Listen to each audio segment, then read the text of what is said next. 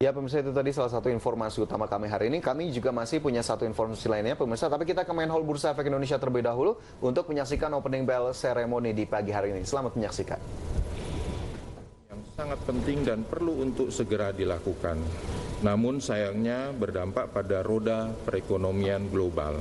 Mulai dari turunnya aktivitas pariwisata, ekspor impor, perang harga minyak, dan last but not least panic selling dari investor domestik nggak nyala ya yang global. atasnya ya. Indeks saham utama dunia saling berguguran, minus 15% sampai minus 37% sejak awal tahun. Pasar saham kita sendiri mencatatkan penurunan sebesar kurang lebih 22%. Semua ini akibat respon investor atas peningkatan kasus corona di berbagai negara. Dan yang terakhir, klasifikasi virus corona sebagai pandemi telah menyebabkan BI melakukan trading halt 2 kali di minggu lalu. Dan trading halt ini terjadi di berbagai bursa dunia seperti Australia, Thailand, dan Amerika Serikat.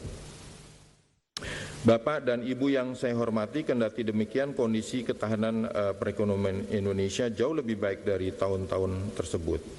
Pelemahan rupiah terhadap US dollar hanya minus 4%, laju inflasi terjaga di level 2,98%, jumlah cadangan devisa mencapai 130 miliar US dollar, serta rasio utang pemerintah terhadap PDB yang dijaga di level 30%.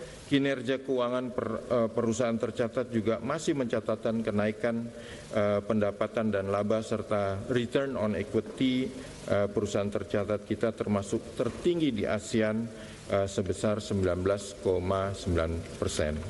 Tentunya kita harus mengapresiasi upaya pemerintah, Bank Indonesia, dan otoritas jasa keuangan yang terus-menerus koordinasi dalam menjaga stabilitas sistem keuangan Indonesia.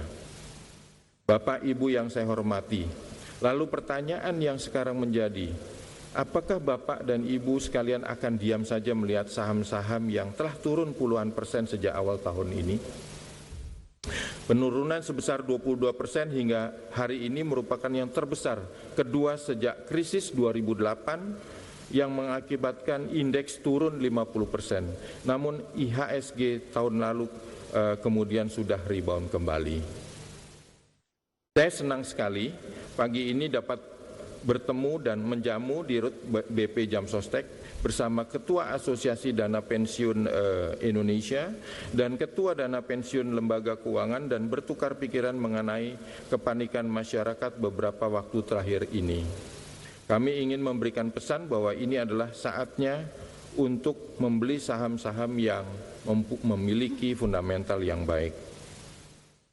BI bersama BP, Jam Sostek, ATPI, dan DPLK optimis fundamental Indonesia masih baik. Wacana masuk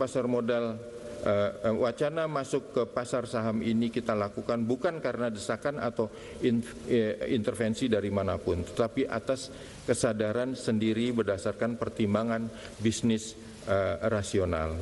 Sudah waktunya investor domestik pegang kendali pasar modal dalam negeri. Demikian dapat kami sampaikan pada kesempatan yang baik ini. Akhir kata kami mengucapkan terima kasih kepada BP Jam Sostek, ATPI, dan DPLK atas kerjasama yang baik ini. Semoga ikhtiar yang kita lakukan bersama dapat mengembalikan kondisi pasar modal menjadi lebih baik dan semakin baik lagi ke depan. Terima kasih. Wassalamualaikum warahmatullahi wabarakatuh. Terima kasih Bapak Inarno Jayadi. Kami undang untuk bersiap-siap di depan layar sentuh kepada Direktur Utama BPJS Ketenagakerjaan, Ketua Asosiasi Dana Pensiun Indonesia, dan Ketua Perkumpulan Dana Pensiun Lembaga Keuangan, didampingi oleh Direksi PT Bursa Efek Indonesia. Bapak Ibu hadirin sekalian, mari kita hitung mundur bersama-sama pada hitungan ke-5, 4, 3, 2, 1.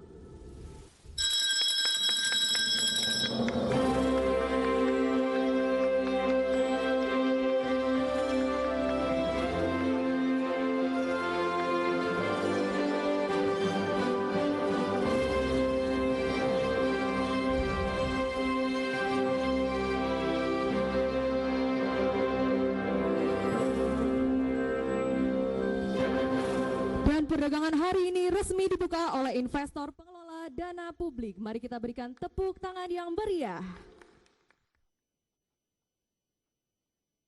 Hadirin yang kami hormati. Ya pemirsa, itu tadi opening bell ceremony langsung dari Main Hall Bursa Efek Indonesia.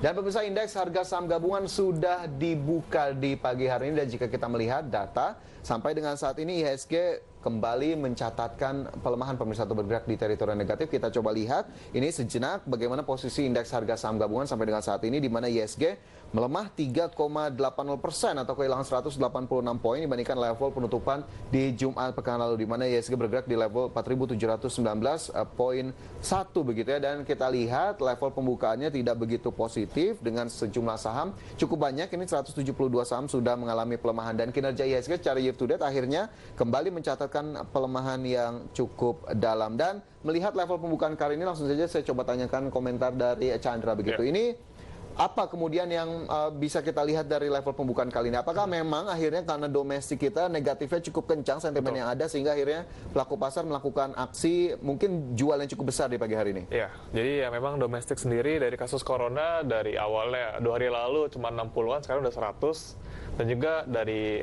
suspeknya juga menyebar dari Jawa, jadi ya itu agak bikin was-was juga otomatis. Serta dari kata-kata yang dilontarkan oleh Presiden juga yang bilang work from home segala macam, dari gubernur-gubernur Jawa Barat, Jawa Timur segala macam yang sudah mendeklar atau menyimpulkan bahwa oh ini kita ada corona dapat mengakibatkan ke depan pelemahan ekonomi. Jadi ya orang-orang cenderung takut dan pada keluar dari pasar modal kita. Lalu bisa kita lihat juga untuk saham-saham yang lagi naik itu yang berbasis emas untuk saat ini. Salah satu saja MDKA naik 3%, jadi mereka asumsi oh ini mereka keluar dari bursa kita larinya ke safe haven, emas salah satunya. Otomatis asumsinya adalah perusahaan-perusahaan yang bergerak dalam bidang atau memproduksi emas akan naik juga, asumsi. Cuma kan itu hanya asumsi sesaat saja.